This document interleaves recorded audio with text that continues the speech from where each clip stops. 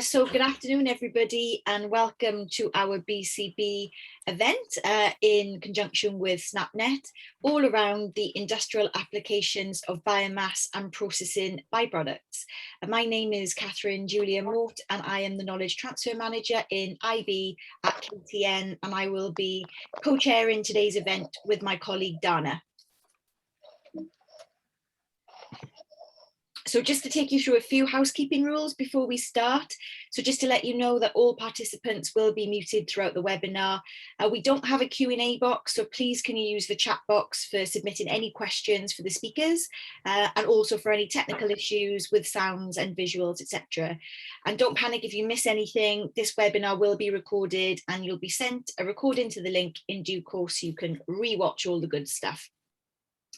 So it's pretty exciting. We have a jam-packed agenda today. You've all received this in your registration link, so I'm not going to go through all the detail, but you can see we've got a good mix of speakers from industry, some pictures from academia, and of course, breakout rooms.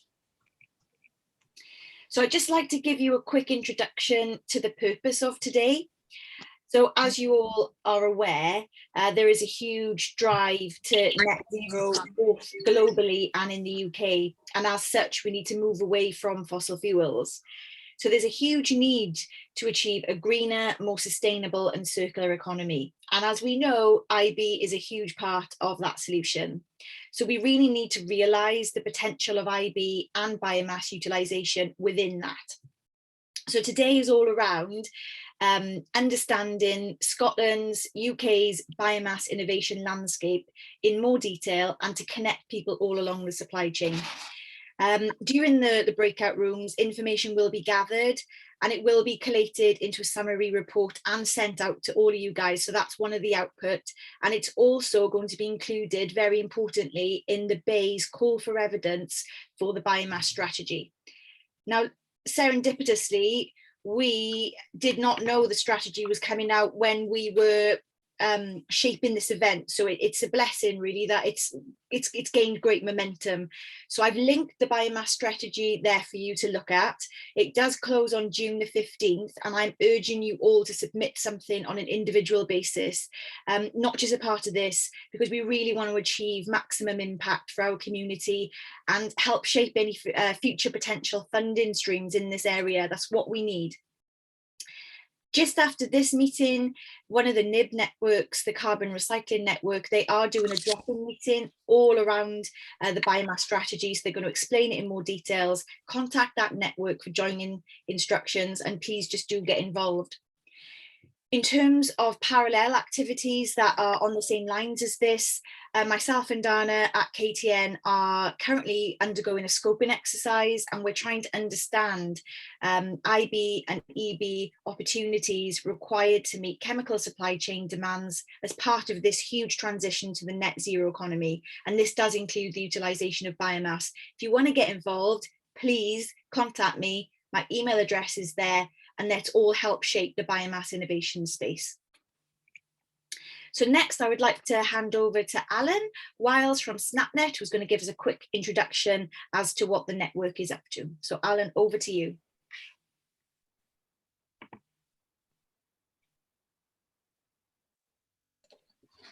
Hi everyone, thanks Catherine. So good afternoon. I want to reiterate our welcome to this BCB SNaPNet workshop on industrial applications of biomass and processing of byproducts. My name's Alan Wiles. I'm the Director of Operations for ScotChem. And you can see my email below there, and then we'll share it in the chat after this as well. ScotChem is the Scottish Chemistry Research Pool. I'm here to introduce what SNaPNet is for those of you who don't know. So SNaPNet is, as it says here, the Scottish Natural Products Network, and it is an initiative by Research Innovation Scotland, or RIS for short. So what is RIS? RIS is a coming together of organisations funded by the Scottish Funding Council, research pools like ourselves and SALSA for the life sciences, innovation centres like iBioSE, who are present here today, and SAKE, the Sustainable Aquaculture Innovation Centre, and Interface. RES really is a platform to drive and support challenge-led research and innovation in Scotland. So as part of what we do, we, with the help of lead academics, researchers, we put together SNaPNet, the Scottish Natural Products Network. This is where I acknowledge the different people who have supported SNaPNet in its inception. You'll see the two research schools, Scott, Chem and Salsa, two innovation centres, iBioIC and SAKE, and Interface. As it grew, we got together with BCB and KTN and decided to run a few workshops, and really want to thank KTN and iBioIC, who are part of BCB, for supporting this this initiative. And obviously, you see the university logos there, which represent the academics that are part of the SNaPNet steering group. Natural products is, as most of you will see, a very, very wide field of research and innovation. But as Catherine said, it will play a massive role in delivering national and world challenges, solutions, such as the drive to net zero, issues of health and social care, sustainable manufacturing, and sustainable materials are just but a few examples. So here you can see some of the few and many areas that natural products in Scotland represent the strength that we have within our network. And today we really wanted to bring together the industry and academics to identify challenges that we face in the area of biomass and byproducts. By gathering the industry challenges, it is our desire to see industry and academia come together to provide solutions. So we look forward to hearing from the academic presenters and from the industry challenges being proposed to us later. I hope you'll have a productive time today and you'll enjoy the breakout rooms. And finally, I wanted to thank especially again to KTN and iBioIC, the Bioeconomy Cluster Builder, for facilitating this event, and to all those who contributed to its organization. If you want to know more about SNaPNet or about RES, please do use the email address that I'll put in the chat just now and contact me at any time. Thank you very much. Fantastic. Thank you, Alan. It's always a pleasure to be collaborating with you guys. Next, I would like to introduce the very lovely Kim Cameron, my colleague in BCB project, who is going to be giving us an introduction to what we are doing at the project. So Kim, over to you. Thanks, Catherine.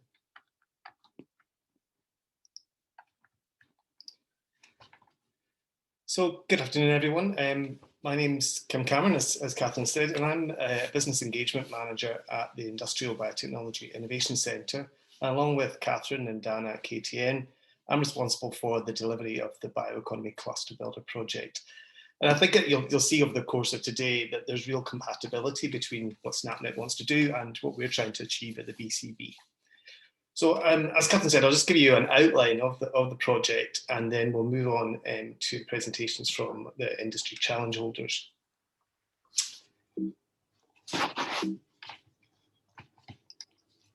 So the Bioeconomy Cluster Builder is a 3-year collaboration between iBioIC, KTN and Scottish Enterprise, and it's funded through the European Regional Development Fund. And the project aims to support the delivery of the National Plan for Industrial Biotechnology of a 900 million turnover in the bioeconomy by 2025, with 200 companies active in the sector at that time. And it aims to build on the activities of iBioIC and KTN in raising awareness of the applications and benefits of IB. And the 3 partner organisations are well positioned to help businesses identify and access a broad range of funding and investment opportunities. And through these activities, the project seeks to encourage the development of new and existing value chains and drive innovation within the Scottish bioeconomy. So how do we go about this? We recognise that making the right connections is fundamental to driving innovation and collaboration. And so by making the most of the extensive networks of the partner organisations, the Bioeconomy Cluster Builder connects the right people and resources to support the development of the bioeconomy. And to raise awareness of the benefits and applications of IB, the project delivers regular targeted events targeting sectors like food and drink, textiles and energy. And to complement these, we also provide funding support for innovation-oriented SMEs. But we recognise that funding is only part of the picture when it comes to supporting innovation. And so the BCB provides structured support through the KTN Innovation Canvas, a tool designed to help businesses and individuals identify the strengths and weaknesses of the proposal and prioritise next steps. And so to bring us on neatly to the main part of today's presentation, I'd like to return to the BCB's role in supporting the National Plan for IB. The plan recognises the significance of 6 key biomass feedstocks seen as fundamental to the development of the Scottish bioeconomy. Time constraints today mean that we're not going to be able to consider all of these, but I've highlighted here the 3 that we're going to look at today. So whisky co-products, municipal solid waste and food processing byproducts, and agricultural biomass. Future BCB activity will return to others, so we'll revisit those at another time. And so I hope that's been a useful overview of the project for you. Please do get in touch if you'd like to know more, or if you'd like to get involved. And in a few moments, I'll be putting a next short equality and diversity survey into the chat. We have to collect this information for our funders. I'd be really grateful if you'd take some time to complete that for me. So I'll hand you over now to Dana, who's going to introduce today's presentations from our industry challenge holders. I hope you really enjoyed today's event. Thanks, Kim. And thanks, Catherine and Ellen, for the introduction. I think we can all agree that biomass is really important. Everyone is talking about circular economy and climate change and reducing the amount of fossil fuel we are going to use in the future. But to really realize the potential of biomass and to translate the opportunities we have from biomass, we need you guys, we need you guys to come together, to collaborate. We need to have this discussion around the opportunities from biomass. And this is where today's event comes in, It's all about showcasing the opportunities, but also the challenges we are facing at the moment. So at the event registration, we asked you guys to submit showcases if you would like to highlight the challenges you are working on or the solutions you are offering. And we got quite a few, some really good showcase applications, but obviously we can't have everyone speaking today. However, to ensure that this information is not lost, we put together an online brochure which highlights all of the submitted showcases. And in case you missed it, the link to the online showcase document was shared with you. It can be found within the email for the event joining introductions. So if you have missed it, please go back and have a look at the document. Now we are going to start off with the industrial challenges. And I'm going to hand over to Martin Kingsley from Argent Energy first. Martin, if you could please unmute yourself and share your screen. Okay, thanks, Dana. I'm hoping, can everyone see that okay? Yeah, that's fine. Great. And just thanks, Dana, for sort of coordinating with me over the last few days just to get everything right. And also a massive thank you, as always, to iBioIC for these sort of events. We always get a lot out of them. A lot of the kind of follow-on projects or initial introductions that lead to projects or POCs come from these sort of events. So always happy to attend and happy to contribute. So thank you.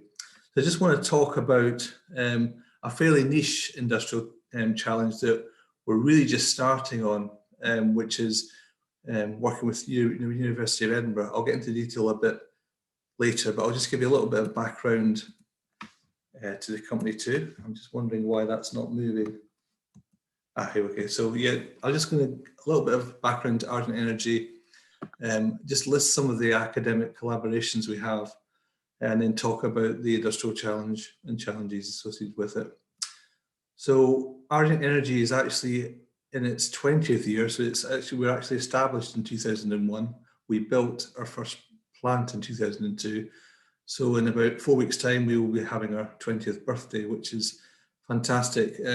My experience of a lot of bioeconomy firms, certainly in the start of my career back in the 90s, was that a lot of them went to the wall, particularly biodiesel. Actually, biodiesel was given a lot of incentives in the late 90s and the early noughties, and there was a real boom in that sector, but actually commercially a lot of those firms just ceased to exist, didn't make the right profit.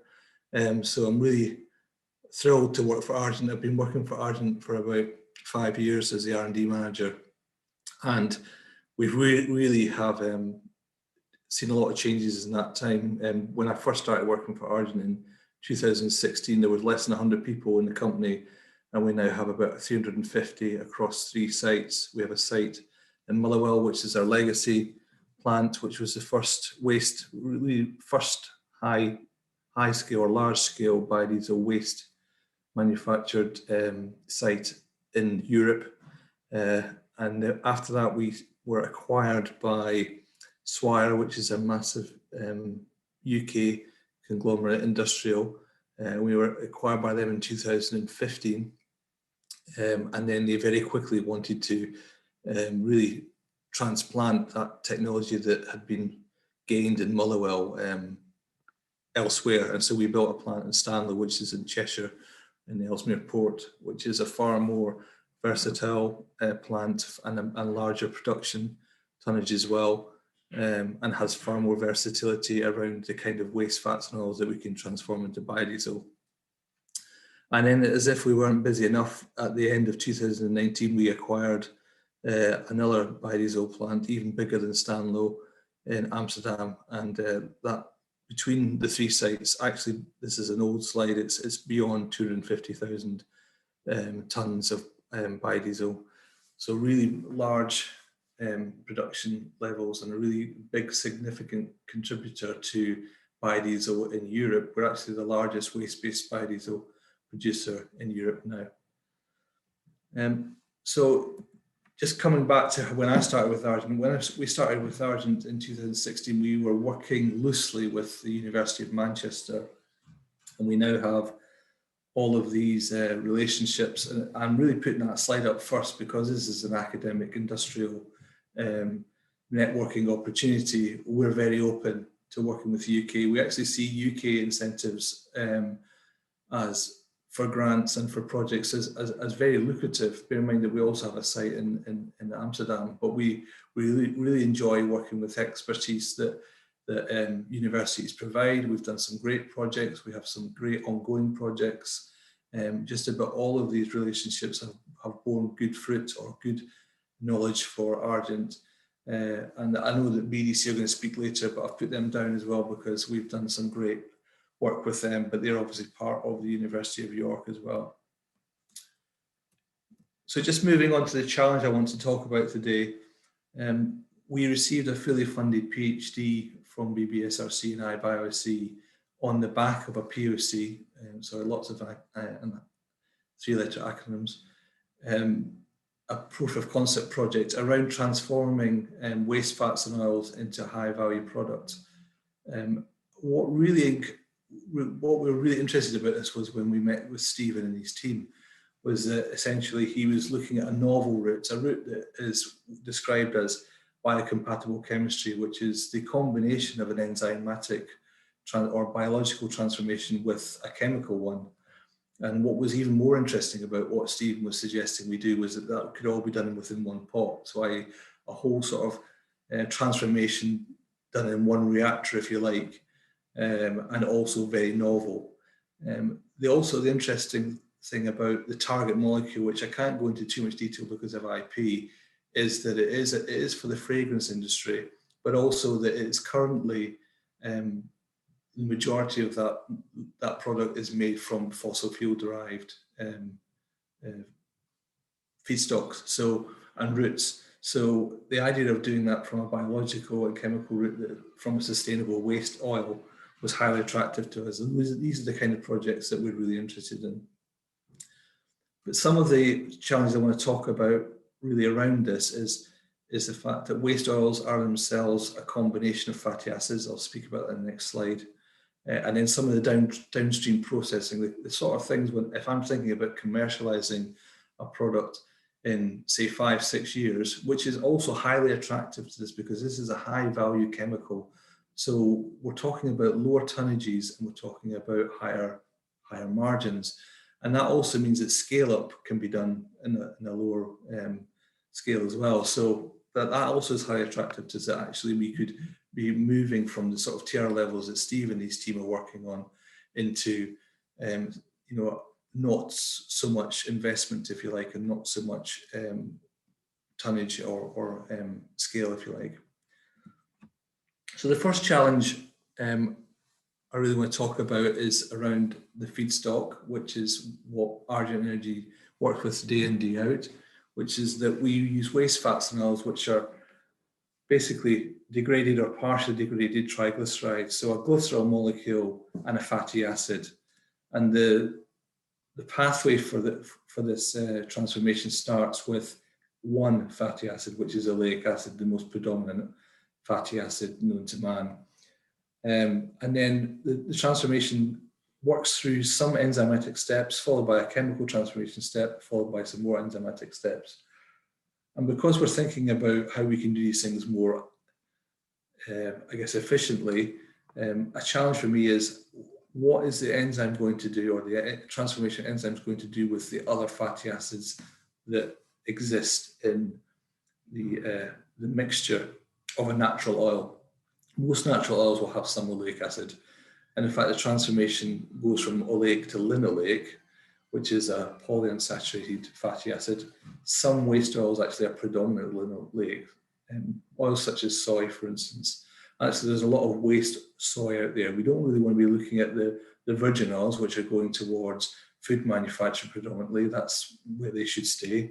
We're talking about the waste oils that may have come through that processing, perhaps from the bleaching to remove unsaponifiables or other contaminants.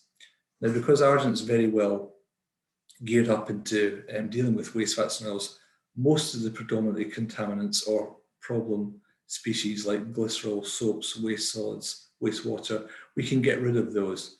And even the other things that might give us issues, we already know of the technology that could deal with them. And they're relatively energy or less energy intense. So that's also a good thing from a bioeconomy point of view. But I guess my issue if we're asking about today is, what about the other fatty acids? If we were left with just the fatty acids, none of the contaminants, none of the glycerol, how would these enzymes work? And what is your experience, or what is academia's experience of when target molecules are looked at through enzymes when there's other competing species there? How much does that affect or not affect the system? Moving on to sort of downstream challenges now. Just some simple questions. This is simple questions from the layman, but thinking very much about the commercialization of this project in later years. How do we remove the target molecule? So we've went through all these steps, but how do we then enrich the product that we have in the system, which is essentially in a large soup of material? How do we then get rid of that, and how would we ensure that the quality of that was of a sufficient standard? Over some of the work that we've done with enzymes, if you speak to someone like Novozymes or Ginkgo Bioworks that are producing engineered or certain enzymes for use, they will provide you with a nice little syrup which will then go straight into your substrate. So my question is, would it be easier to actually have an enzymatic cascade of steps, followed by a chemical process, followed by more enzymatic cascades? Bear in mind that we're thinking about smaller scale. Would that be more efficient? Just would be interested in knowing what your experiences of that are, or if you could comment on that. I think the other thing that Argent has also learned over the years is that we need to be very effective in how we use the waste of the waste. So even though we're starting with the waste oil, actually we're in our transformations into biodiesel, we find ourselves with lots of wastewater, waste solids. How can we do that? And often in biological systems there can be some wastewater, and that would require drying often, or distillation or something like that, which again is energy intense. Some of the things that have caught my eye recently are things like microbubble distillation, which Will Zimmerman's group in the University of Sheffield have been used. Be interesting to know what your thoughts are on that kind of removal.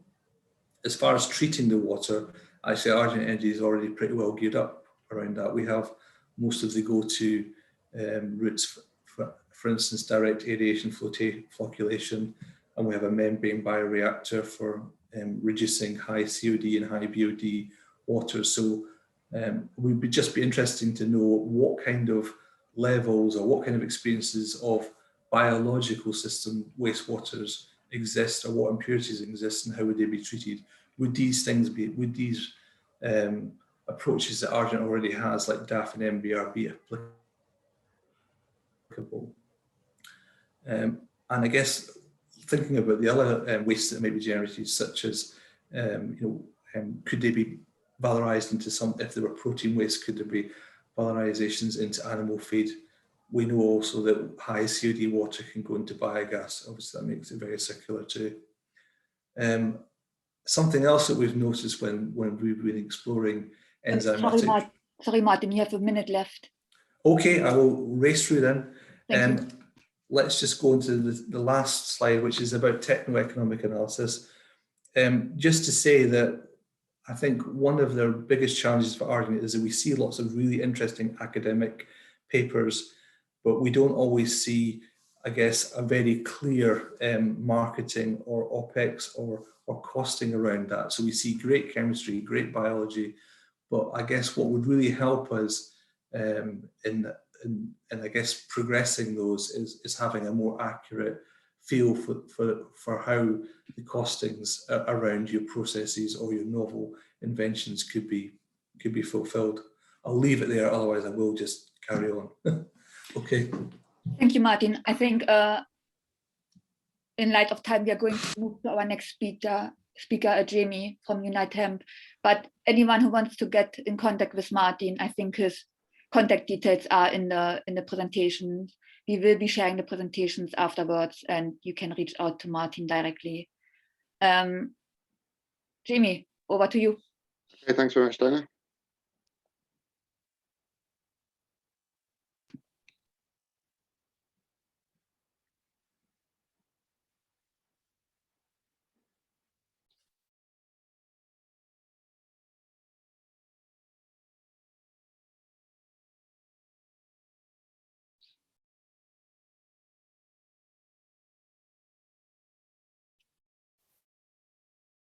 Jamie, your sound isn't working at the moment.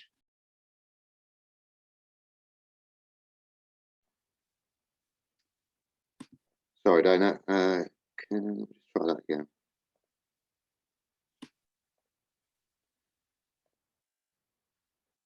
Is that working now? No, it doesn't let me. I can't hear you. I can see the slide, but if it is pre-recorded, I can't hear the sound. Okay, sorry, 2 seconds.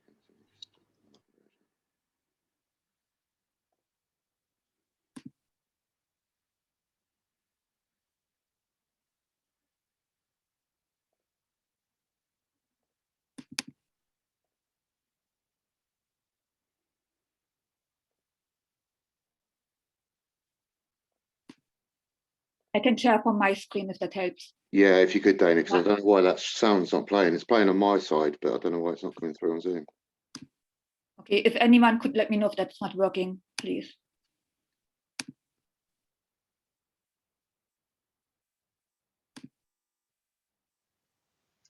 Hello and welcome.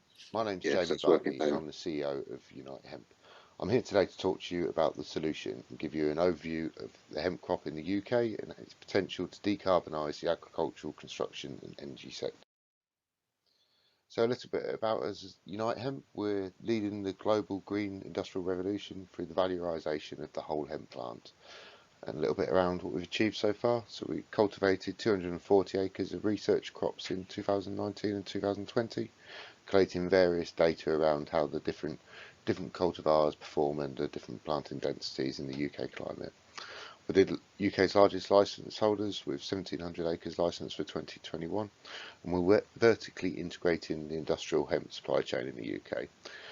We started revenue generating as a group in 2019 with 3 million across the group. 2020 we generated 5 million in revenue. In 2021 we're forecasting 14 million in revenue. We'll now watch a little video that gives you a little bit of background about hemp, how it's cultivated in the UK, and some of the various different products it can be utilised for.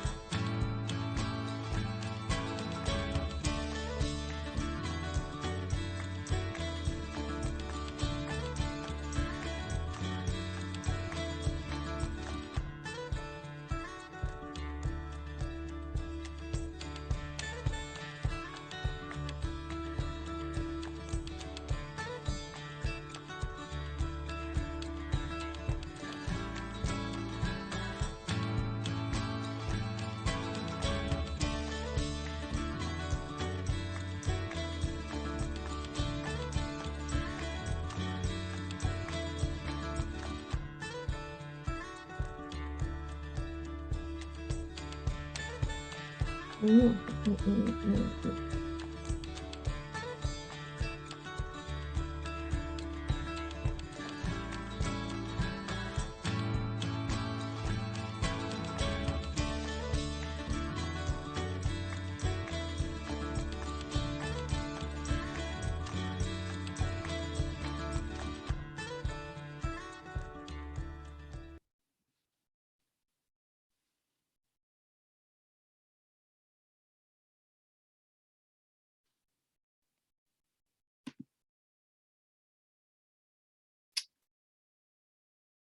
Was that the end of your presentation, Jamie? No, there was a couple more slides, Dana, but if you can't get them up, I can probably try and get them. 1 second.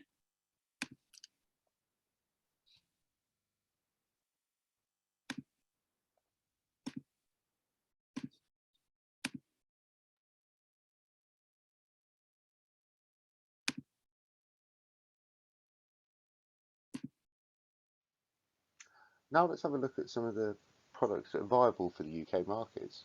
So we've got plant-based protein. We have carbon-negative plant-based protein, which can be used for both humans and animal feeds, as well as nutritious hemp seed oil, which is rich in omegas 3, 6 and 9 and all the essential amino acids. We've also got biofuels, which can produce green hydrogen, bioethanol, or even use a replacement from wood pellets. For instance, hemp will yield 76% bioethanol when fermented compared to grain, which will produce around 42% yield of bioethanol. We've got sustainable textiles as well. So we can have carbon negative fibres produced to produce yarns and textiles, and using those hemp fibres means it's 10 times less water is consumed in both the cultivation and processing of those hemp fibres into textiles. We've got petrochemical alternatives, so we can have sustainable bio-based alternatives for the plastics and composite sectors and manufacturing sectors that use those products. We've also got construction materials, which is an enormous end-use sector and one that we think is really viable. We can produce carbon negative construction materials to the correct viable scales and on a decentralised basis as well, reducing the carbon emissions from the construction sector even further. So that recap on why hemp, why we focus on hemp as such a great feedstock. Well, it sequesters 20 tonnes of atmospheric carbon per hectare, which is 25 times the carbon absorbed by the same size area of rainforest in its growth cycle. And 60% of that carbon is sequestered as long-term deep soil carbon storage from the roots, which means 12 tonnes per hectare is stored long-term, locked up in our topsoil.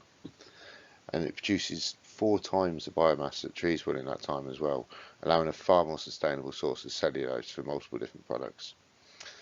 And there's 1.67 tonnes of carbon embodied per tonne of hemp fibre. So again, it really helps lock up that carbon long term into multiple end use products that we can use it for. Okay, so what next? Well, Bayes are predicting we need 750,000 hectares of energy crops cultivated in the UK to achieve the net 2050 targets.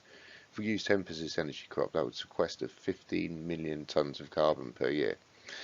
And we need processing infrastructure. Each facility that we're working on requires an investment of £21 million, but this would allow 15,000 acres of hemp to be grown annually, supporting the local agricultural sector, absorbing 121,000 tonnes of carbon from the atmosphere each year, and also providing decentralised supply of construction materials to the local construction sector to avoid transporting materials all over the country.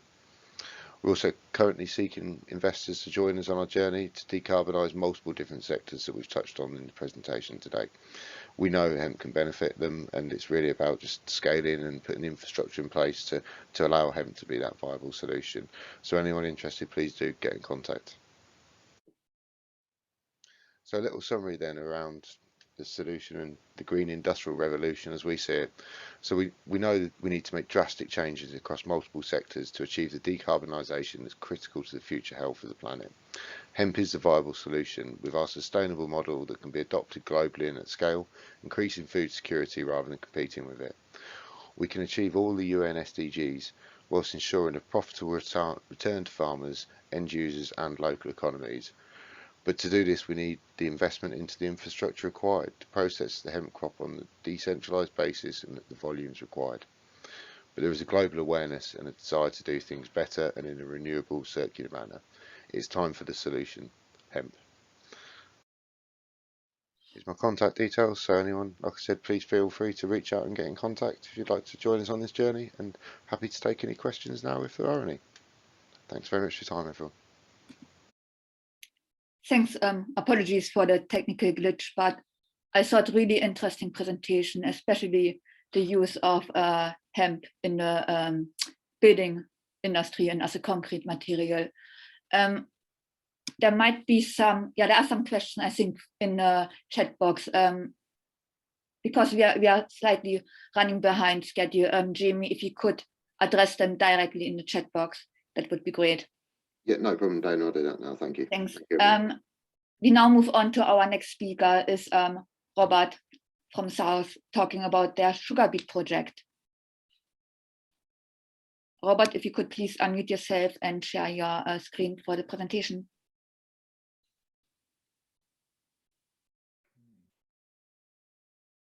Is that up on screen now? Yeah, it's coming through. Thank you.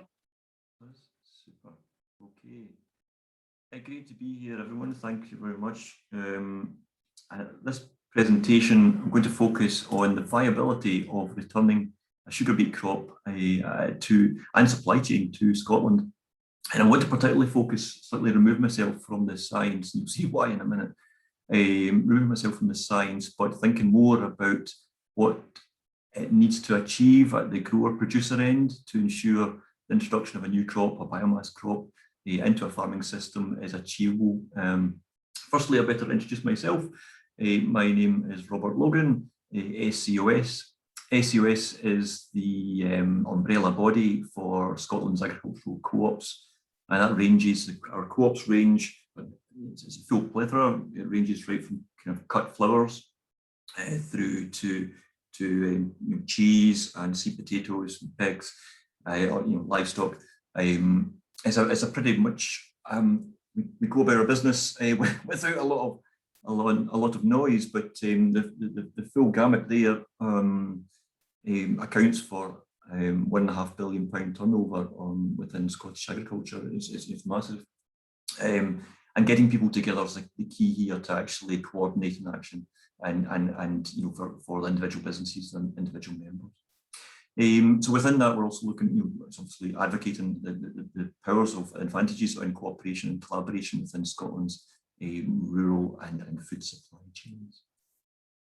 For this particular project, lead partner is iBioIC, who are leading on the investigation of manufacturing processes and end uses.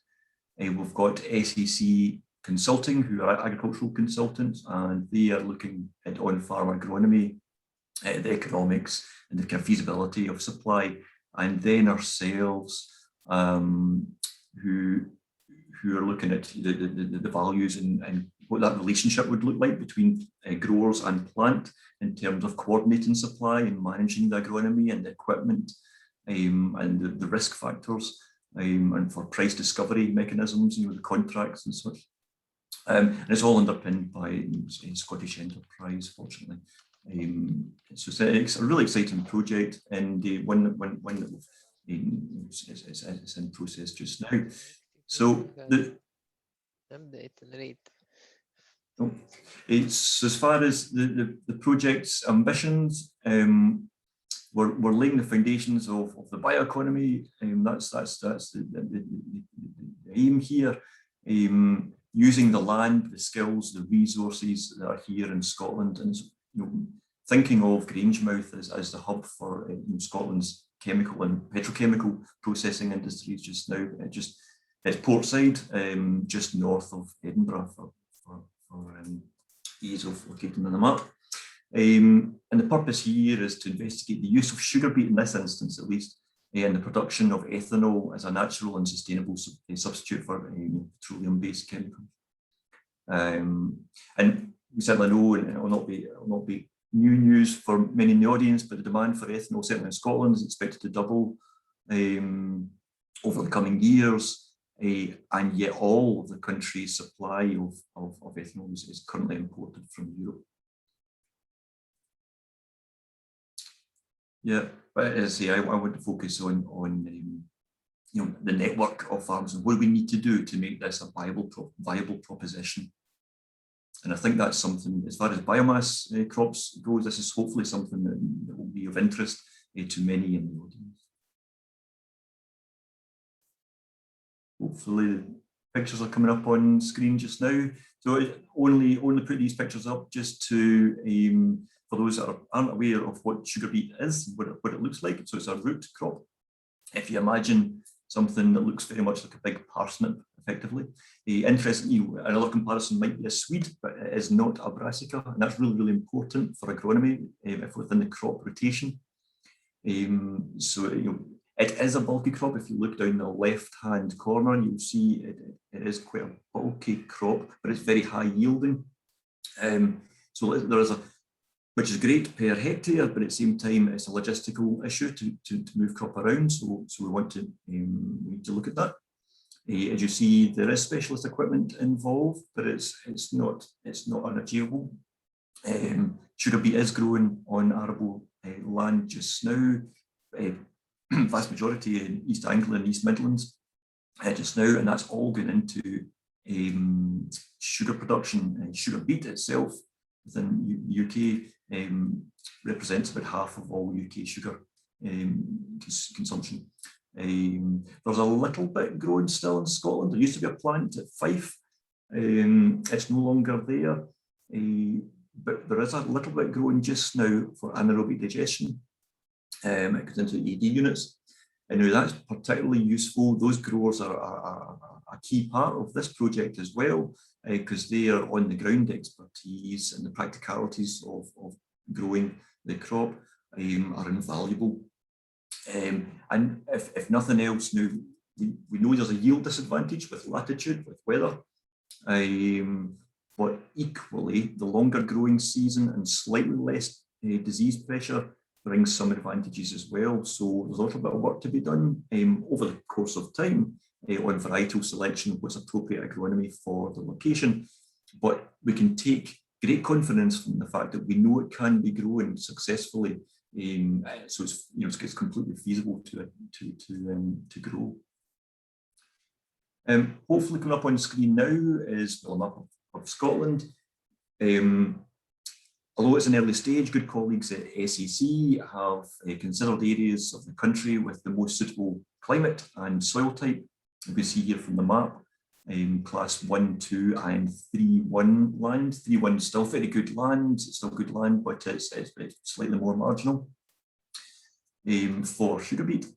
And if you do a kind of rough radius, right, 30-mile radius right about that, you can see you can pretty much capture all of that land if you develop hub type areas. We'll just come to that in a minute. Now, what this modelling starts to help us do is a yield expectation, what we can achieve, because it's not that every hectare will be available and not available every year. It's looking at a growing cycle of 1 in 5 to 6 year rotation. As you can see, the suitable land quality is scattered along the length of the East Coast. That's what a lot of that good land is, but it's in sizable blocks, but it's not in large blocks. So we're now exploring the potential, hence the 30-mile radius type zones you're seeing there, of localized primary processing before centralizing the secondary processing and the blue dots where Grangemouth is. And that just saves moving bulk around the country. That needs a little bit more thought, but that's where we're at just now. The next part, I suppose, is this thing mentioned before about price discovery, fairness, and establishing that value of the new crop. It's uncertain for farmers how we do that. The risk, price volatility. How does the relationship work within the contract, and how does it work over time, depending on volatilities of supply volatilities through the weather, or disease pressures, or market volatility through the open market value for ethanol. Yeah, and then the offering, exactly, just it's way more than just the price. Farmers can't think just about the price, it's how it fits into the system, with the rest of the rotation. So how it's about the consistency, the good agronomy to maximise the sucrose yield, efficiency and the competitiveness, and the harvesting plans to best spread the cost of expensive equipment. It's all a big coordination exercise to add efficiency and value to both the grower and to the processor. So what is it we need to do to engage with a group of growers, potential growers, or for any new crop and for any biomass crop? So if the proposal is to get off the ground, the only way to get farmers and growers involved is through cooperation, formal or informal cooperation. Creating a producer co-op or something similar in a group means that production, crop management, harvesting, marketing and delivery is optimized and safeguarding the grower's return, and importantly ensuring a collaborative supply chain approach. So it's new, that's not a barrier in itself, but just like anything, you'll have your leaders and followers, and we don't, there's limited first-hand experience, so it's all about slightly anecdotal and case study evidence, uncertain relationships because it will be new players involved, uncertain or unfamiliar contracts and payment terms, that type of thing does come into play. Other things like its competitiveness against other crops. Land's a finite resource. There's only so much in the country. There's only so much every one farm has, and there's other crops that can make a return on that same land. So it's how it fits in, the rotation things. It's good bespoke agronomy. It's slightly different from other crops. It has some commonalities, but it's slightly different. So it's all about understanding that varietal performance, and then the vagaries of weather and disease that's been mentioned before. How does it fit within the existing rotations been mentioned? Yeah, we've mentioned supply volatility, but also market risk and who carries that risk and how is it shared and how is it perceived to be shared with the potential supply group. Practicality of harvesting. Now, sugar beet is harvested reasonably late, which can have difficulties no matter where you are in the country, but that can be difficulties, and it's a bulky crop, so you're moving through narrow lanes and through small villages and things, and trying to avoid muck on roads and soil coming onto the roads and things. So there's these type of genuinely really good reasons to do or not to do things over and above economics themselves. Specialised equipment is required. So who bears the capital cost, or how's that spread fairly over the group? And just that coordination of supply. So yeah, I think we're getting over this. At one point there was a big land for food versus fuel versus. Oh, I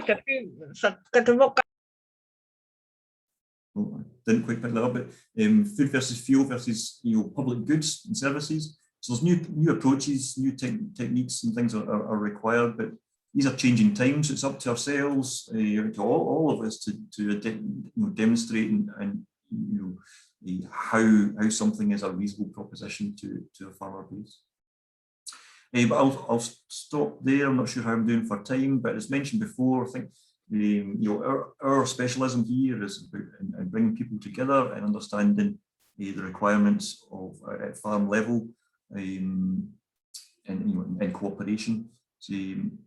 So I think so if there's any questions at all, or on the science or on economics, or bring people, farmers together, please let me know, and I'll direct the question as well as I can to the project team. Thanks for your time. Thanks, Robert. Yeah, if you have any questions, please use the chat box to address them directly. We are now moving on to our last industrial speaker, Francis. If you could please share your screen and unmute yourself.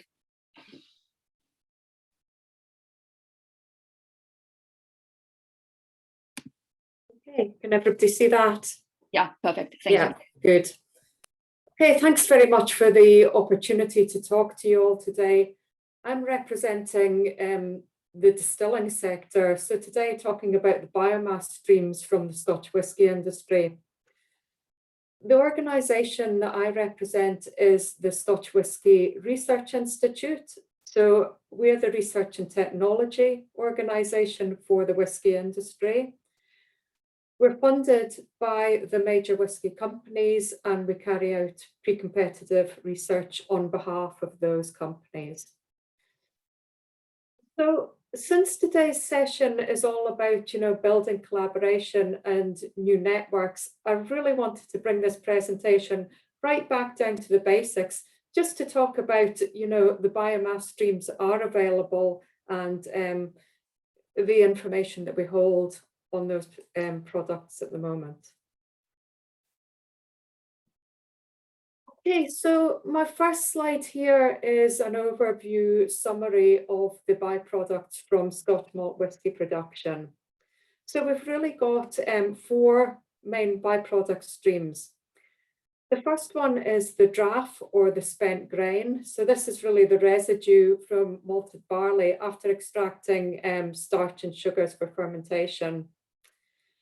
Again, I've given a very top line information on the composition of this biomass. So we've got lignocellulose, protein, residual starch, and ash. So as I say, just here giving very much the basics, we've got a lot more information available on, exact details of composition and variation from distillery to distillery, because obviously we're representing the sector as a whole and not just individual companies. The second product on my list here is pot ale. So that's the liquid residue that we have remaining in the stills after the first distillation step. And this is mainly composed of dead yeast cells, the soluble protein, carbohydrates, polyphenols, other minor components there that we have on the screen that you can see. We generally, in the Scotch whisky industry, have a 2-stage distillation process. From the second distillation, we've again got liquid residues within our stills. These tend to be, lacking a bit more in terms of actual substantial volume. They're mainly just water-based residues, so a dilute solution of organic acids and alcohols with higher levels of copper and lower levels of phosphorus and sulfur. And then the final streams are not, I suppose, biomass in itself, but we've also got biogenic carbon dioxide, so the CO2 that's produced from the fermentation process as part of the production. So that's a summary of our byproducts. I just really wanted then to highlight the sort of size of this biomass, these biomass streams that we've got. So I've just put together here an example of the sort of volumes that we would get from a medium-sized malt whisky distillery. So a medium-sized distillery would produce, say, around about 2 million litres of alcohol per year. And as part of this production process, then we would have 2,400 tonnes of draff, 20,000 cubic metres of pot ale, 6,000 of spent lees, and 1,510 tonnes of biogenic carbon dioxide. So we're talking about fairly significant volumes of biomass across the industry as a whole. If we're thinking about this is just from one distillery, and across Scotland, we're talking about, 130 plus malt whisky distilleries. So we currently do have exit routes for this biomass. So where does this biomass go? But generally, the draff and the pot ale will go to animal feed, anaerobic digestion. It might be spread to land as a fertilizer or biomass boilers. So that's really the draff and the pot ale are, I suppose, of most value in terms of secondary processing. We've also got our spent lees. That tends to be, as I said, more a sort of water-based residue. And here we're really having to look at cleanup of this product before it can be dispersed into water sources again. And then finally, we've got our biogenic CO2. As an industry, we're not doing anything with this CO2 at the moment. This carbon dioxide is just basically being vented directly to atmosphere. So that might be another potential area where we might want to add value in the future.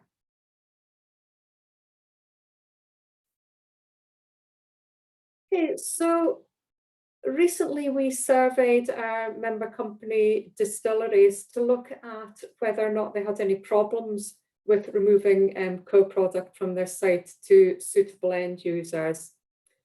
And you can see in the graph on the right-hand side of this slide, that isn't really a problem for the whisky industry. Generally, we have got the exit routes for our co-product that I outlined previously. But we can see there that there are some occasional problems, and there has been occasions in the past when Scotch whisky production has had to be halted because there was no exit route for the co-product that was being produced. So not a routine problem, but occasionally the industry is finding problems. One of the things that the distilleries highlighted might be a problem in the future is the spreading of pot ale to land as a fertilizer. So this spreading is restricted if the land is waterlogged, for example, or if the land is frozen. And we're anticipating that as a result of climate change, there may be more restrictions on the spreading of pot ale to land. So this is another current exit route that we've got at the moment that we might want to reevaluate in the future to look at other potential routes of treatment. Okay, so if we're looking at byproducts from Scotch malt whisky production, as I've already said, removal from site isn't so much of an issue, but there are other considerations for the whisky industry. So financial is an important one. If we can get more value from our co-products, that's always going to be a positive thing for the Scotch whisky industry. One thing I should point out, though, is that any treatment can't be too onerous, because the key sort of role of the whisky producers is producing whisky. They don't want to have too much, effort into the treatment of co-product. But the other main thing for the whisky industry is environmental. So earlier this year, the Scotch whisky industry launched its sustainability strategy. So that's an ambitious set of targets, which is sort of accumulating in the move to net zero by 2040. So we're very interested in energy reduction. We're very interested in circular economy as well. So any environmental improvement to co-product processing, it would be a big tick for the whisky industry.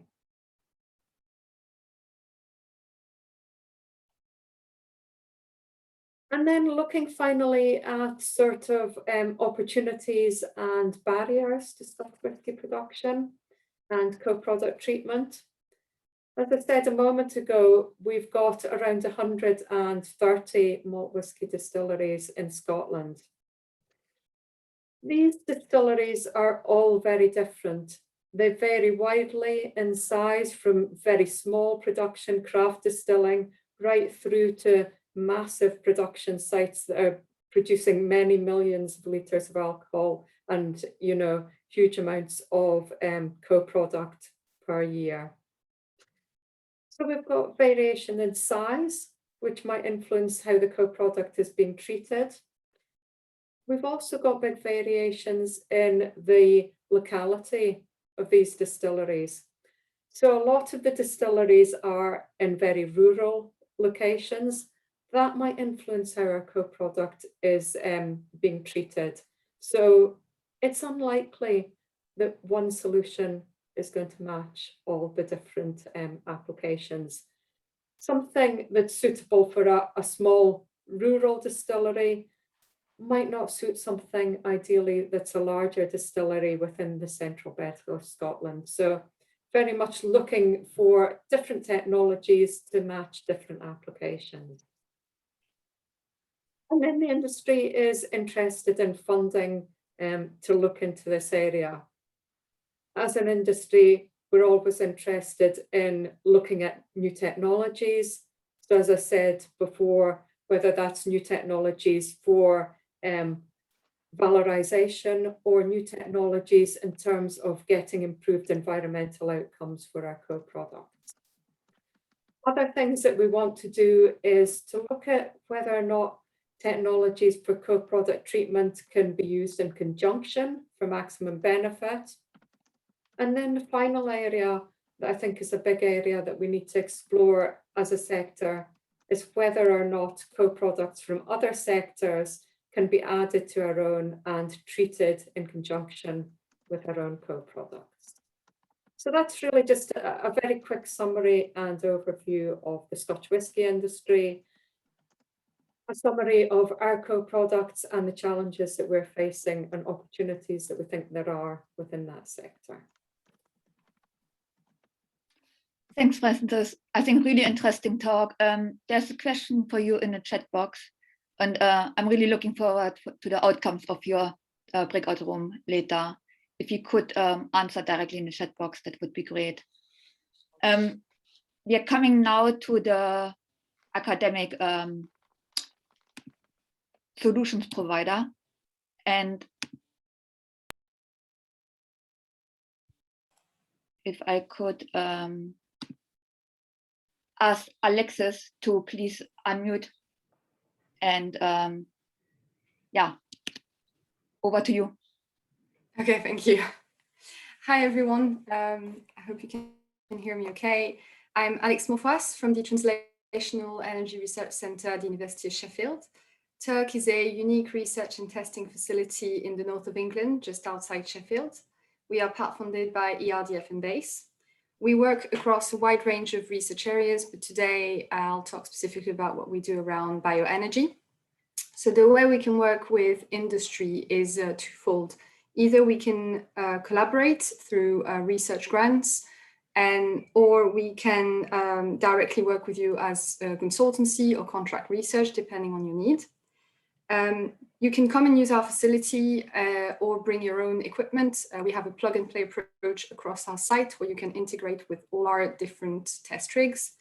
And we're also very open to work with academia, it's not just industry. So TURC's purpose is to bring fundamental research to market and innovations. So we work with all sizes of company. We can work with industry to de-risk large-scale trial by using our pilot scale facilities, and that's to try and understand what works for you if you want to implement, to test biomass or to implement carbon capture to your plants. Or we can work with small startups and innovation companies that would like to trial and test their products or develop them further. And we also have a very strong modeling capabilities if that can help as well. And I'll just finish on the kind of topics that we're interested in. So very much bioenergy with carbon capture, understanding the impact on flue gas composition. We also very keen to develop the biofuel spectrum and understanding the optimal operating conditions for different types of biofuels. Looking at emissions monitoring as well. So what emissions come with which type of biofuels and how we can mitigate and control these. And finally, looking at biomass for sustainable fuels production. We have a Fischer-Tropsch reactor on site, and we can also produce our own syngas from biomass to test on that. So that's it. I'm sure I can see your face, Dana, so I'm not out of time, aren't I? Perfect. I think you're perfect to sticking to the 2 minutes. If anyone wants to talk directly to Alex, I think your contact details are on the screen, and please reach out. The next one up is Christine. Christine, if you could please unmute yourself and take the floor. Okay, thank you. My background is in contaminant remediation, and I've recently made a pivot into resource recovery from various waste streams. So I wanted to connect the two in a really brief overview. So what I do is smoldering, which is a low energy form of combustion that is also really powerful for making beneficial mineral transformations in the materials that we're looking at. So I have on the left-hand side here an example of the remediation power of smoldering. We destroy all of the harmful materials within contaminated soil and render that soil completely clean and suitable for reuse in a number of applications. Looking at phosphorus transformation within that soil as kind of a happy accident, we discovered that we don't lose much of the phosphorus in our soil, but we change it into a more bioavailable form that's slower release, sort of the phosphorus that's desirable for plant growth and for microbial growth. Pivoting to biosolids, where in the remediation case, we have our fuel is trapped in an inert medium. With biomass, we are smoldering the medium itself. So the analogy is like charcoal in your grill. If you're cooking with charcoal. And so we lose a little bit more phosphorus than we do in the soil, but we can control that through process conditions. If we want to lose all of it, we can collect everything in the emissions. If we want to retain it in a beneficial slow release form, we operate at lower temperatures and we maintain that phosphorus content in the ash. There are other elements that are really interesting, things like copper. Are possible to recover using a fairly similar approach, and I'm looking at others. So I'm looking for new friends who have waste problems, basically, and I'm happy to talk to anybody here who does. Thanks, Christine. I think there are lots of people out there who have a waste problem, so please get in contact directly with Christine. We're moving on to Fernando. Fernando, if you could please unmute yourself and take the floor. Hello, good afternoon, Dana. So my name is Fernando Ruiz-Webego, and I would like to introduce to you the project I run together with my colleague Camille Boudou at Newcastle University. We north of Adrian Wall, so we technically classify as being in Scotland. So we work on biorefining of sugars via process intensification, and we're part of the process intensification group at Newcastle. In this project, the main challenges are dealing with streams which are impure, have very complex compositions, and are very diluted. So in our case, we actually work with hemicellulose liquid streams provenient from biorefining operations where they're not valorized further. So black liquor streams effectively. And BioSprint, we look at mainly two key areas. One is process intensification. When we talk about process intensification, we're talking about specific technologies that do allow us to reduce the size of the unit operations by at least an order of magnitude in relation to conventional chemical processing technologies, which has lots of benefits, both in terms of costing, size, footprints, chemical consumption, energy emissions, and so on. And overall leads to a more sustainable and feasible process overall. So that's one of the aspects of this process, and we look at implementing different PI technologies for separation and catalytic conversion in biorefining operations, and in issuing guidance for the design and the deployment of these technologies in different types of bioprocesses. The other aspect of BioSprint is development of new products of biorenewable origin, in this case, biorenewable resins. So in this process, we start with sugars. They undergo pretreatment and purification, catalytic conversion to furans, so 5-HMF and furfural, and then they follow purification and polymerization to renewable resins. And at Newcastle University, we specifically focus on catalyst development, implementation of high throughput screening, machine learning methods for development of catalyst, and process development and intensification, particularly for lignin and hemicellulose precipitation, solid handling, chemical reaction, solvent extraction, and the associated phase separations on multi-phase systems, together with heat transfer and polymerization. And I do leave the link for our project if you have any interest.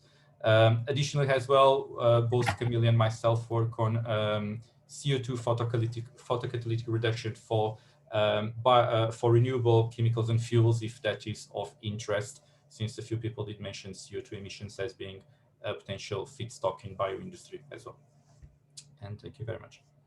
Thank you, Fernando. Again, anyone who wants to talk to Fernando, please get in contact directly. We are moving on to Giovanna. Giovanna, if you can please unmute yourself and take the floor. Thank you, Dana. Thank you very much for giving me this opportunity. I'm just going to talk about the work that we've been doing in the last few years at the Center for Natural Product in Health at Robert Gordon University. We are mainly interested in the valorization and the utilization of high-value compounds from the food and drink industries. The example I've reported in here is about the work we've done on rapeseed pomace, which is the byproduct of cold press rapeseed oil production in collaboration with a company in the northeast of Scotland. We mainly apply green technologies paralleled by more traditional lab-based one to extract low-yield but high-value products from the byproduct in a way that the leftover material can then still be used as a feedstock for our value chains. We mainly target extraction of phytochemicals and micronutrients such as vitamins and minerals, which then we can test their toxicity or in vitro activity in different settings, but also we can test their biological activities in a variety of cell culture models representing different diseases, but also in all organisms like C. elegans. If required and if it's possible, we can also test their activities in animal models and clinical studies. We are mainly interested in the antioxidant properties of such compounds, mainly for the use as nutraceuticals or therapeutics in the management of obesity-associated diseases like insulin resistance or non-alcoholic fatty liver disease. But again, more recently, we're also interested in working in reuse of these byproducts for antioxidant and flavorings in the food industries. We are open to new collaborations or new challenges with different food waste products from the food and drink industries. And recently, we've been working also with fish production, fish processing byproducts. So thank you very much. Thank you, Giovanna. Again, anyone who would like to learn more about your project, please get in contact directly. And last but not least, we have James. James, if you could please unmute yourself, and the floor is yours.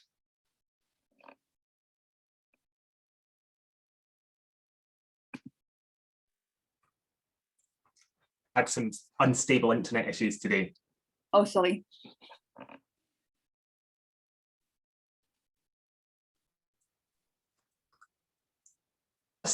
I'll assume that you can hear me. Okay, so hello everyone. I'm Dr. James Gregor, and I'm one of the researchers today, including for my own department, which is chemical and biological engineering. And I think that probably really does highlight the depth of research expertise we have across this sector at Sheffield. My particular expertise is in the chemical, as opposed to biological, conversion of biomass feedstocks to chemicals and fuels. A few examples are highlighted on the slide. The first example is hydrothermal processing, essentially converting biomass in high temperature and pressure water to either a liquid oil or a solid carbon product. both of which can then be upgraded for a variety of higher value applications. So we've demonstrated this with a variety of biomasses, including raw materials such as spent grain from the brewing industry and bread waste, but also biomass derivatives such as glycerol. And we can look at both solid and water-based wastes here. And at present, we're working with a commercial partner on the scale-up of these technologies. Another route, working with industrial colleagues in Better Origin, is the conversion of food waste to products using black soldier fly larvae. Briefly, Better Origin have expertise in rearing larvae for protein production. This creates a fatty acid oil byproduct, and we're investigating the upgrading of that oil byproduct to chemicals, including surfactants. And again, that's in discussion with a different industrial partner this time. Although, of course, we can target many other products alongside the surfactants that I've mentioned. Finally, we also have expertise in other areas, including production of fuels via biomass gasification, followed by Fischer-Tropsch synthesis. And we have a small pilot scale facility for the latter reaction. So in short, our particular expertise is in the chemical and particularly catalytic conversion of biomass and other feedstocks, while my colleagues in the department bring expertise in other areas, including feedstock pre-treatment, biological conversion, systems modelling, and so on. And I'd certainly be very happy to discuss any of this with anyone interested. Thank you, James. Anyone who wants to get in contact with James, the contact details are in the slides. I would like to thank all of our speakers. I think there was a good example of the challenges we have around biomass and also the opportunities and the solution providers. I'm now going to pass on to my colleague, Catherine, who will introduce the breakout rooms. Hi everyone, I echo Dana. We've had a great afternoon so far, and now we're moving on to the more meaty stuff. So we're going to all get together in breakout rooms. I just want to just give you an idea of what we'll be doing, and if we do have technical gremlins, because it does always happen, not to panic. So if you're not allocated to a room, remain in this particular room and just unmute yourself and just say which room you want to go into. Otherwise you will be redirected to a breakout room. You might need to press a button, yes, and then you'll be redirected back to the main room. In the chat boxes in your breakout rooms, if you would share your email addresses as confirmation that you are happy for a group communication within this entire consort of 83 people and within your breakout room. It's just for communication of the final summary report. So we're going to have, I've put here a series of guided questions, but due to time, we're only going to ask 2 questions, and I will put that in the chat box before we move forward. For the facilitators, it's question number 3 and question number 4, just for you to know. We're not going to do round robin introductions because we'll just eat into our time. So before you speak, please can you introduce your name and the company so that people know who you are. And I will contact you after the event for further information. So don't worry about not getting all your thoughts across. I will contact you, or you can contact me. So for the facilitators and for you guys to know, these are the questions I would like us to discuss. The first one is, where do you feel Scotland's or the UK's strengths lay in terms of the biomass innovation landscape? And what are the main challenges that you face in reaching the potential of your biomass utilisation? So it's very quick. And if you can just type your answers in the chat box if you can't get a chance to speak, and we will just do our best. So I'm going to put those questions, I'm just putting those questions in the chat box now. If you can copy and paste those questions so that you've got them in front of you. Facilitators, question number 3 and number 4 from the original document I sent out. So that is it. So if I can just give the nod to the wonderful Sheena to stick us all in our breakout rooms. So you should have a box in front of you now. Please press join and I will see you on the other side.